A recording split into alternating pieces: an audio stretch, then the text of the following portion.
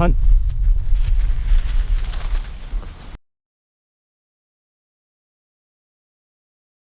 Welcome to another GA Canine training video, folks, and today we're featuring young Pepe, one of our military dog clients, working actually on his only second day of training. So this is, I believe, trail number 5 or 6. And before this, Pepe had absolutely zero tracking or trailing experience. And this goes to show, honestly, how dogs can just really trail and track naturally, almost without any training whatsoever. They just need the motivation and the focus on that particular item that they're supposed to track. And then our job really is to give them the conditions and the environments to work in, and then also to teach them focused on one particular person or the person that actually laid the track, and not just taking things indiscriminately.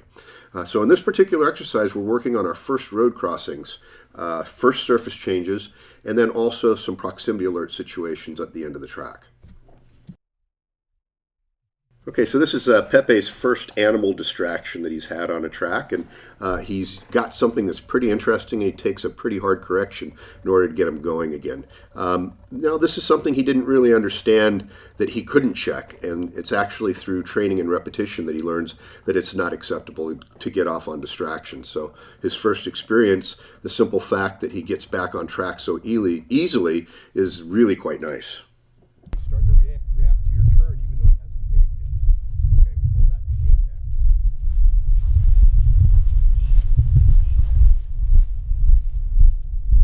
Turn's coming up. You don't have to do anything. Just keep walking if he does.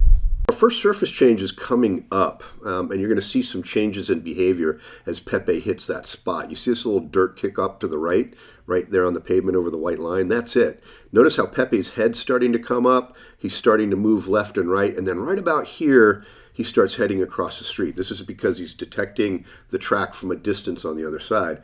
And in the early stages of our surface change training, we really don't care about that. And in all actuality, we kind of encourage it, because sometimes when you're starting on strictly hard surface to train a dog to track, it can be very, very confusing. Going from a good soft surface condition to a hard surface condition is very, very difficult for a dog. So we need to have some transition time, and they have to understand that, hey, even though the scent is disappearing, it's not necessarily disappearing, it's just moving into a new location.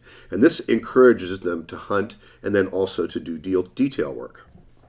Okay, so this is Pepe's first proximity alert. Notice how he just kind of looks into the woods.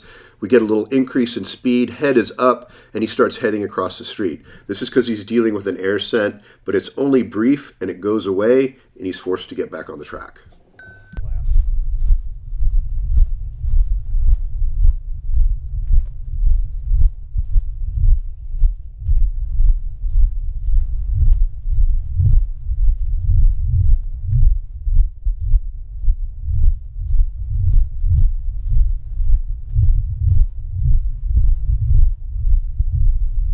Okay, so this is far alert number 2, and we've actually now closed the gap by about 50 to 75 meters. And you're going to notice Pepe's behavior change increases and lasts a much longer time. He goes across the street. Obviously, we're having wind-blown odor on this side, even though the track is not here.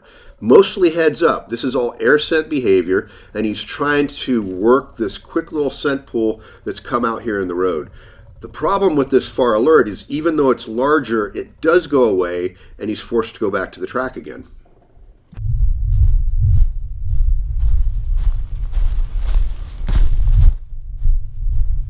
Another little bit of an air scent right here causes him to go out in the road one more time. This tells us the predominant direction of the wind, coming from right to left. And then all of a sudden he detects the track from a distance and heads into the wood line.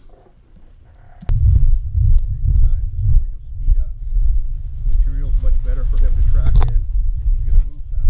Okay.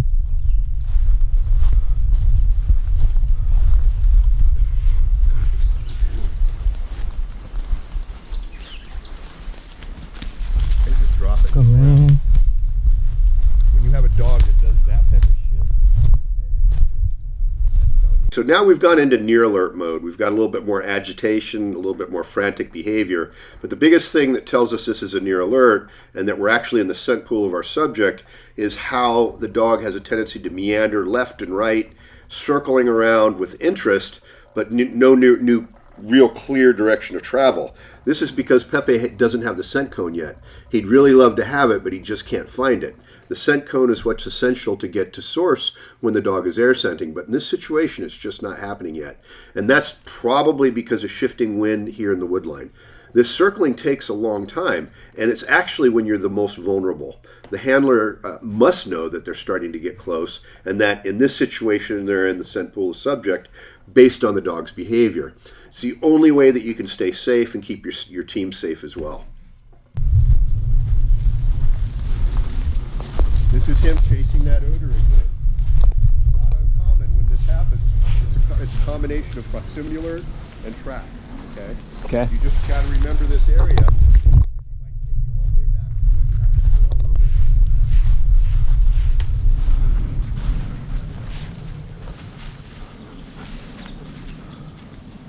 You see all that? See how he was just nosing the top of those bushes? Yeah. That's contact odor. Okay.